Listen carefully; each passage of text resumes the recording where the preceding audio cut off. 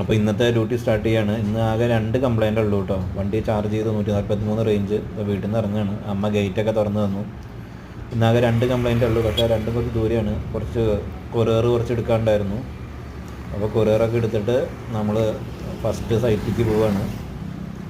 2 complaint ഉണ്ടെങ്കിൽ കുറച്ച് ദൂരം ഉണ്ട് കേട്ടോ രണ്ടും. അപ്പോൾ ആദ്യത്തെ സ്ഥലത്തേക്ക് പോയിക്കൊണ്ടിരിക്കുകയാണ്.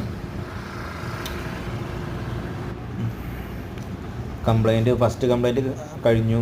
ഞാൻ അവിടെ വീടിൻ്റെ വീഡിയോ ഒന്നും എടുത്തില്ല. സെക്കൻഡ് സ്ഥലത്തേക്ക് പോയിക്കൊണ്ടിരിക്കുമ്പോൾ ഒരു പാലമാണ് കേട്ടോ. അത് പാലം പറഞ്ഞാൽ ചെക്ക് ഡാം പോലത്തെ സംഭവമാണ്. അപ്പുറത്ത് വെള്ളം കെട്ടി നിൽക്കുന്നുണ്ട്, ബണ്ട് പോലെ. നല്ല രസമാണ്. ഇതിൻ്റെ പേരുണ്ട്, എനിക്ക് മറന്നുപോയി, പേര് ഇപ്പോൾ ഓർമ്മ വരുന്നില്ല. ഈ ഭാഗം കാണാൻ ചെറിയൊരു പാർക്കൊക്കെ ഉണ്ട്. ഇത് പട്ടാമ്പി റൂട്ടാട്ടോ, പട്ടാമ്പി ഭാഗമാണ്.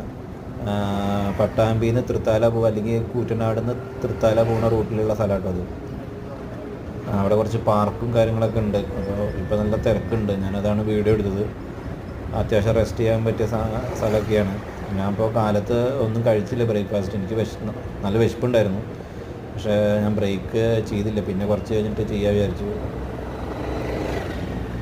ഇപ്പോൾ ഏകദേശം സമയമൊക്കെ 12 മണി കഴിഞ്ഞിരിക്കുന്നു.